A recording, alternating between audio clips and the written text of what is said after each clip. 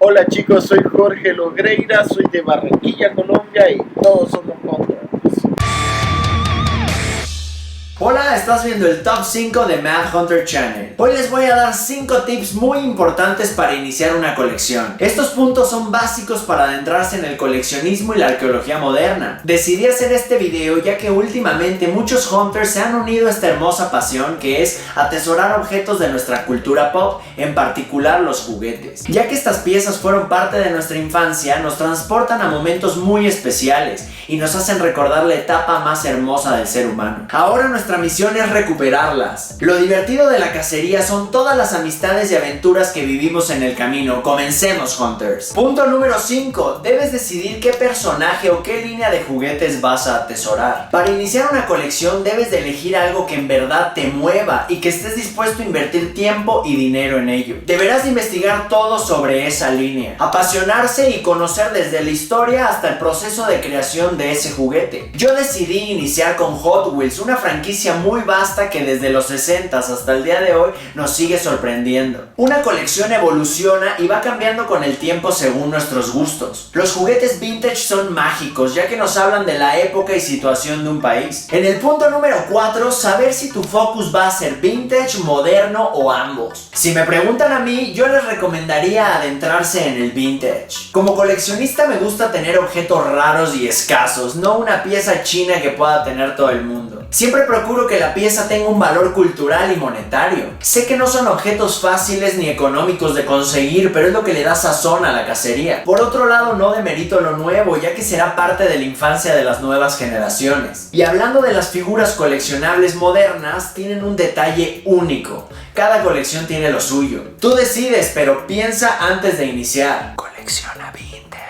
En el punto número 3, cómo financiar tu colección fácilmente. Como coleccionista también te vuelves un buen comerciante, ya que para conseguir o mejorar tus piezas, compras y vendes constantemente. Es bueno adentrarse y también aprender sobre otras colecciones, no tanto por el gusto, sino para hacer un dinerillo extra para este vicio. Por ejemplo, cuando vas de cacería y te sale la chida, en ese mismo lugar puede haber objetos de época, pero de distintas colecciones. Las puedes dejar pasar y hacer como que no existen, pero es muy bueno aprender sobre estas joyas de la arqueología moderna, ya que te pueden ayudar a hacer un extra para la colección. También hay que tener suerte y constancia al ir de cacería, ya que solo así salen los tesoros a buen precio. La mayor motivación es que de vez en cuando salen esos garbanzos de a libra, casi regalados. Esos son nuestros trofeos de cazador. Punto número 2. Tener un registro de la colección. ¿Cuándo lo compraste y cuánto te costó? El valor de los coleccionables es muy caprichoso y puede bajar o subir con el tiempo desmedidamente. Por eso es bueno tener una bitácora de qué día y cuánto pagaste por cada pieza. Eso te ayudará a hacer un análisis de la oferta y demanda de tu colección. El registro es muy importante para tener inventariadas tus piezas. Es más fácil si lo haces cada vez que metes algo a tu colección,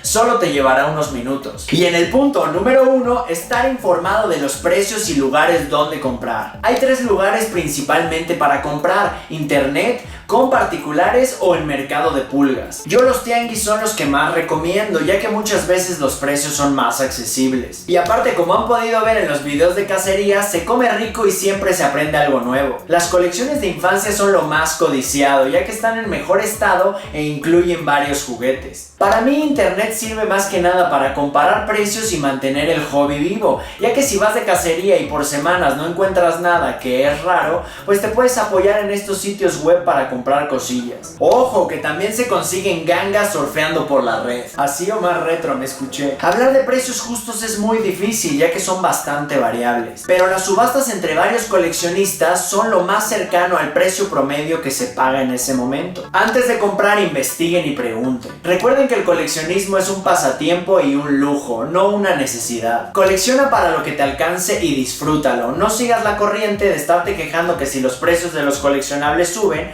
ya que no es una necesidad básica. El objetivo es divertirte y aportar algo a esta comunidad. Te aseguro que entre más tiempo le inviertas a este hobby, más cosas y mejores precios conseguirás. Como consejo personal, comparte mucho tu colección con otros hunters y fomenta el coleccionismo en otras personas. Una colección que no se comparte es una colección que no existe. Espero estos consejos les sirvan y les deseo suerte en la cacería, mis hunters. Ayúdenme a seguir creciendo el canal, suscríbanse, denle like a este video y compártanlo. ¡Vamos por por más, están viendo Mad Hunter Channel.